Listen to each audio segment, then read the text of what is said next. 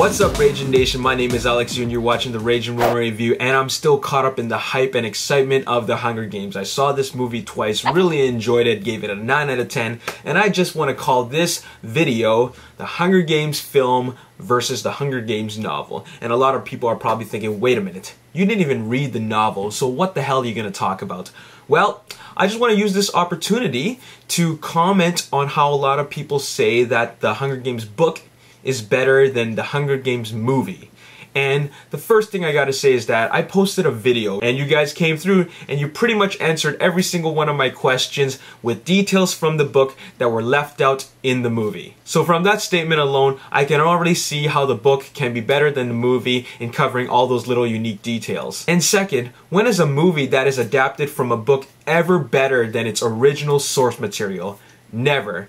And the fact is that because a movie has anywhere between a 90-minute to a 3-hour running time. The Hunger Games film clocked in at 2 hours and 22 minutes and it was positively reviewed. And I also heard that the book took 10 hours to read and it was amazing. Had the movie covered every single aspect in the novel, it would have ended up being a 6-hour film, so of course changes needed to be made for it to be adapted into a 2.5-hour film. Now the fans are divided because you have the fans that liked the movie because they thought it was a faithful adaptation to the novel, and then you have the fans that didn't score the movie quite as high because they felt that it skipped out a number of key scenes. Here's what I gotta say. Reading a book and watching a movie are two very different experiences, regardless of the fact that they are the same story. Part of the enjoyment of reading a book is that you can use your imagination to help make the story come alive, and everybody will enjoy the book differently because of that. You can have long moments of exposition in a book and it would still be an interesting read just because you're creating the visuals in your mind as you're reading along. A movie, on the other hand, has to follow a set of rules for it to be widely enjoyed, and that is pacing. A movie has to be perfectly balanced with constant and consistent beats to help move the story along. If the beats go out of balance and start slowing down, it can disturb the flow of the movie and thus making it inconsistent. What I mean by that is that you can have really interesting scenes and really boring scenes. One of the reasons why this movie got such a high score was because it was engaging from beginning to end, even though it had a running time of at nearly 2.5 hours. With that being said, some of the things that work well in a book might not work so well in a movie. Because a movie is an experience of visuals and sound, the visuals are put in front of you for you to enjoy, unlike a book which require you to create the visuals yourself. A book will always have more material because it can. A book is allowed to be 50 pages, it is also allowed to be 400 pages.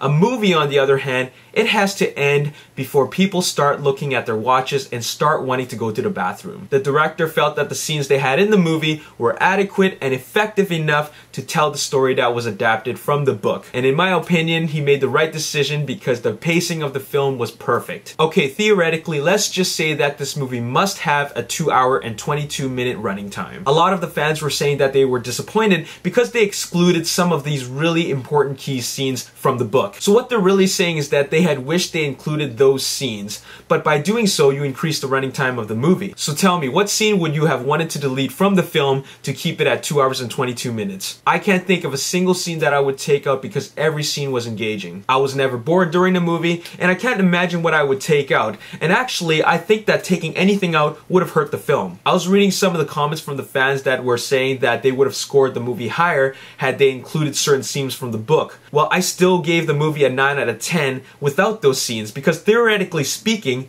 they never existed because I never knew about them. Having a movie made to be a carbon copy of a book could be a risky thing, and it doesn't always work. Some things just don't translate well, especially when the movie is already 2 hours and 22 minutes long. Just because it worked in the books doesn't mean it could work in the movies. It doesn't matter if The Hunger Games is 400 pages long or 1,000 pages long. The fact is that they have to condense however long the book is to the standard length of a feature film. And ultimately, that means making changes to the story, which can include leaving key scenes out, modifying them, or changing them completely to get the story moving along. At the end of the day, changes need to be made. The way I see it is that if the movie had memorable characters, a great story, and left you wanting more, it should get a pretty high score, maybe even a perfect score. Like I said, the only reason why I gave it a 9 out of 10 was because it had crappy camera work and there was lack of characterization for the other tributes. And that's it. Not because it was missing scenes that I didn't even know about. If a fan of the books only judged the movie on whether or not it stayed faithful to the books and had all the key scenes they wanted,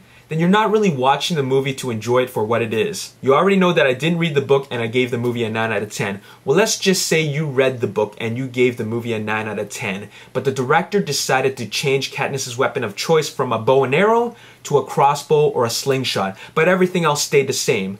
Would you give it a lower score just for that minor change alone? Or better yet, you know those mutant panthers that were chasing Peeta and Katniss? What if he decided to change them into bloodthirsty vultures? Would you give it a lower score for that? No, you wouldn't, because the overall story is still the same. None of these changes affect the story. It is still the same story and the same characters. The way I see it is that as long as the movie keeps the general story and characters from the book, it succeeds as a movie adaptation. The only challenge that the director has to worry about is keeping the audience entertained, and that is by maintaining a balance in the pacing, and in my opinion, he succeeds thoroughly. Now, I was reading some of the comments from the people who had read the book, and they were saying that they were disappointed that the film excluded a scene involving an Avox girl. First of all, I don't even know what an Avox girl is. It sounds like someone who goes door to door selling makeup. That's an Avon lady, by the way.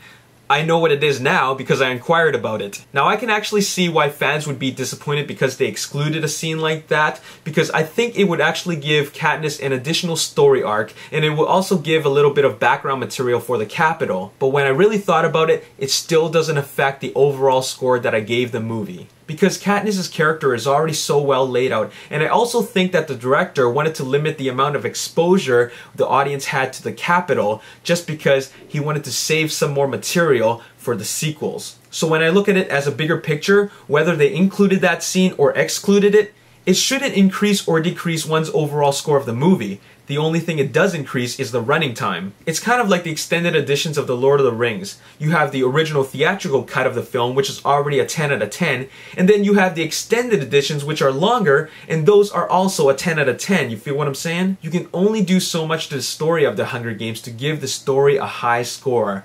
The only thing they needed to do, in my opinion, was improve the camera work, and it will get a perfect 10 out of 10. Okay, please understand that I'm not trying to knock the book in any way. I'm merely explaining why the unbiased review is the best way to review the movie, just because you have no prejudgments and no expectations. I'm absolutely positive that the book is incredible, and I think that the people who have never read the book should watch the movie first and then read the book. The reason why is because they will enjoy the movie, and then they'll find the book to be even better because of all those little details, and then in the end they'll appreciate the Hunger Games as a whole. And reading the book does have its advantages, because in doing so, you'll know that when Katniss raises her 3 fingers in the air, they're not gang signs. She's not representing the West Coast. Only someone who read the novel will know what that means, and I'm glad that Gary Ross did include things like that, because it just shows that there's a culture beyond what we see in the films, and it's kind of thought-provoking, and it's also a nod to the fans. And also in the last video, I was mentioning how I didn't like the fireballs and the forming of alliances and the Panthers. Well, some might argue and say that, well, that's what happened in the books. My response to that is that I'm pretty sure that it worked better in the books, because on film, it's just a little bit too convenient. Like I said, some things don't translate so well on film unless they're giving the proper amount of time to develop. For that scene, all they had to do was just push a button and then there's a fireball. Oh wait, she's not dead yet? Let's burn the whole forest down. Wait a minute, she's still not dead? Okay, let's send in a panther. How about 2 panthers? How about 10 panthers? Let's see if she dies now. You see what I'm saying? It's all too convenient, but I'm sure it was more detailed in the books. So anyways, that's all I have to say in this video. A lot of people were saying to me that I should read the book because the book is so much better. I'm gonna go ahead and agree with you. The thing is that I haven't read a book for pleasure in a long time. The last time I read a book was in 2007, reading the Transformers movie prequel novel, and I was reading it in the gym while I was on the treadmill. And do you know how many visits I made to the gym and how many kilometers I ran on the treadmill before I finally finished reading the book? I don't either. I could have probably ran all the way to the east coast of Canada with the book in my hand before I finished reading it. I just seriously have a short attention span. I guess they call that ADD, attention deficit disorder, or deficit disorder. I don't know. I don't even know what this called. Whenever I start reading, I just start daydreaming. So because of that, I'm not planning to go out of my way to buy the book just so that I can read it.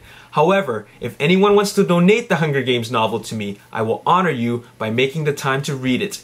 and after I'm done reading it, I'm gonna do a full-on video review, and I'm gonna dedicate that review to you. And there you have it. If you enjoyed this video, show me some support by clicking the like button, subscribe to my YouTube channel, like me on Facebook, The Ragin Nation, follow me on Twitter at Ragin Nation. My name is Alex Yu. Thanks for watching Ragin Review. I'll see you next time. Peace.